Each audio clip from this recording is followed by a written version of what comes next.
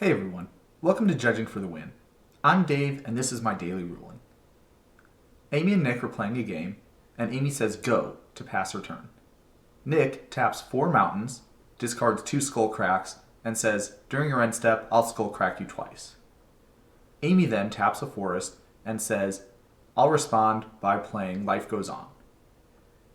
Nick says, well, in that case, I want to Skullcrack you with my second one in response to the Life Goes On. Amy protests that he can't do this and calls for a judge. What is your ruling? Okay, so this is a really interesting type of a situation that happens in paper Magic all the time. It turns out that in a real live actual game of Magic, there would be way too much priority passing and way too much moving stuff around that doesn't really accomplish anything in order for a turn to progress, that the game would have died long, long ago.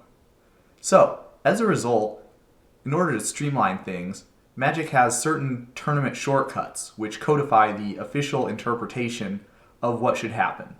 These have 2 real purposes. One of them is to make it so that players can actually go through an entire turn of Magic without trying to pull their hair out, remembering each individual time they have to pass priority and each individual time that they have to take an action in order to advance the game state to the next step.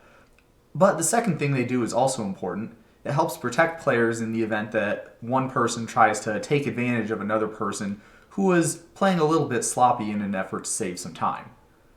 Having a defined default set of assumptions for what should have happened helps everybody play a little bit faster and also do it with the peace of mind that they're not going to be getting angle shot by an opponent.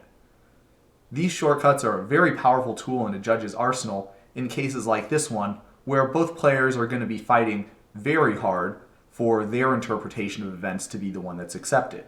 You have a clear default to go to, and you can say, right here in the rules is where it says that that's what we should do. So in this case, there is indeed an applicable tournament shortcut, and it says that if a player adds a group of objects to the stack all at the same time, then what they're really doing is playing the first object, waiting for it to resolve, playing the second, and so forth. As a result of this interpretation, it's clear that Nick is indeed in the right when he says that he wants to be able to respond to Life Goes On with his second Skullcrack. If an opponent wants to interrupt the set of actions that's proposed by this shortcut of adding all the objects to the stack and letting the first resolve, second resolve, and so forth without any responses from the opponent, they are of course allowed to respond at any time they normally would be able to.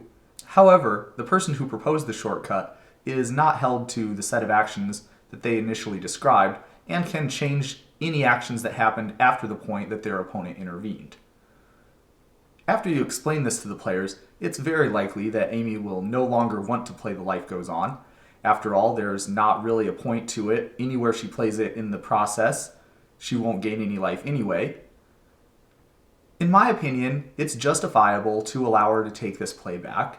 The reason being is that when she cast that spell, her understanding of the game state was pretty clearly that she would be able to respond to both of the Skullcracks at once. After you explain this to her, it's definitely the case that her understanding of the game state has changed, and so I wouldn't have a problem with taking this one back, even at competitive REL. However, I think this is a sufficiently gray area in the interpretation and sufficiently judgment infused that a lot of small factors could tilt me one way or the other, and in a real life tournament, I could definitely see a judge ruling either way in this. So, that's all I have for you today. How did you do? Join me again tomorrow for another daily ruling, but until then, I hope you have a great day.